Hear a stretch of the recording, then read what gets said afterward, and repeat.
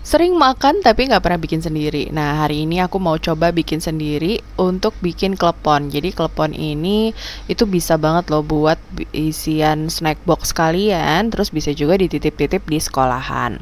Nah, pertama kita kukus dulu kelapa parutnya. Nah, aku tuh tadi pakai kelapa yang masih dari kulkas. Jadi tadi tuh masih beku karena kelapanya aku simpan di dalam freezer. Jadi kita kukus sampai kelapanya itu empuk seperti ini. Terus kemudian ini kita kasih garam. Jadi kasih garamnya itu kalau Umi setelah dia dikukus. Jadi setelah dikukus baru dikasih garam biar tidak kuning. Nah, sebenarnya bagusnya itu kelapanya itu yang panjang-panjang seperti ini. Tapi kalau misalnya Umi kan marutnya ini marut di tukang kelapa, jadi kurang bagus hasilnya. Nah, sekarang kita bikin kulitnya. Untuk kulitnya ini cuman 3 bahan, 4 bahan sama air ya.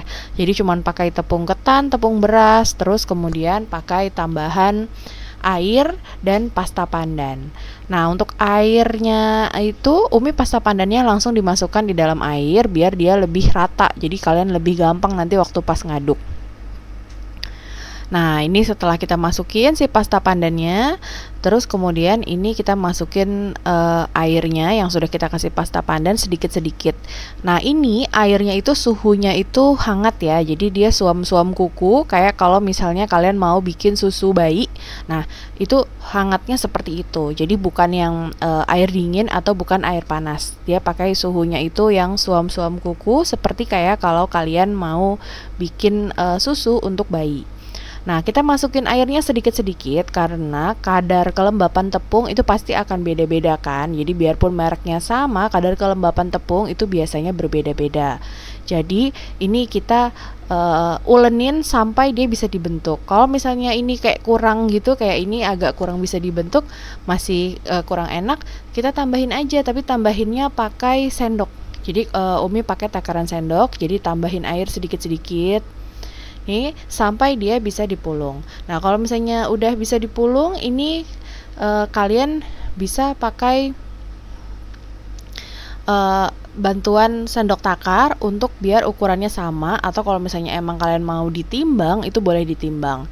Nah, karena ini Umi mau bikin untuk di kemasan Mika, nah jadi Umi di sini tuh pakainya itu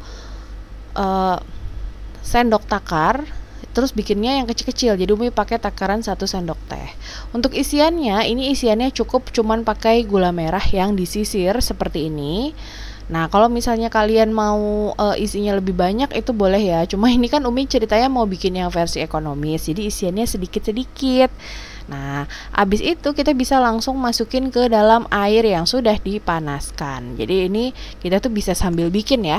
Jadi sambil kita ngebuletin sambil yang sudah jadi dimasukkan ke dalam panci, karena kan nanti dia kalau misalnya sudah matang nanti dia akan mengapung. Nih kita buletin seperti ini.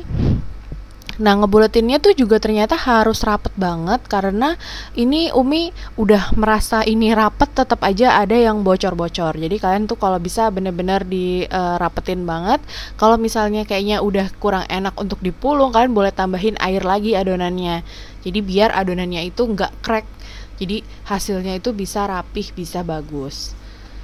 Nah, kalau misalnya sudah matang, sudah mengapung, itu kalian tuh bisa langsung masukin di dalam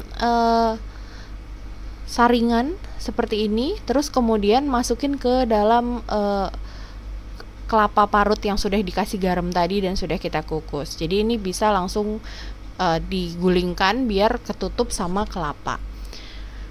Nih, karena kelapa parutnya bukan yang panjang-panjang, jadi dia tuh kayak kurang cantik gitu ya. Harusnya tuh memang kelapa parutnya itu yang panjang-panjang, jadi lebih cantik.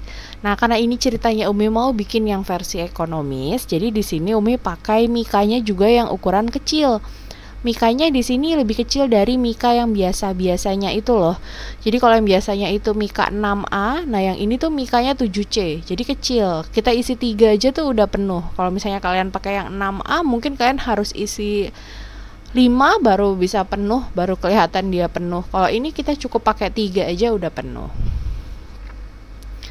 Tuh, jadi penampilannya hasilnya jadi seperti ini. Ini bisa banget loh buat isian snack box yang murah meriah. Bisa juga kalian titip-titip di kayak untuk di sekolahan atau di kayak di tukang nasi uduk. Kalau pagi-pagi kan kadang-kadang di tukang nasi uduk itu banyak kue-kue. Nah, kalian bisa titip-titip juga di situ. Bikinnya tuh gampang banget dan modalnya juga murah. Selamat mencoba. Assalamualaikum warahmatullahi wabarakatuh. Dapur Akabila pamit.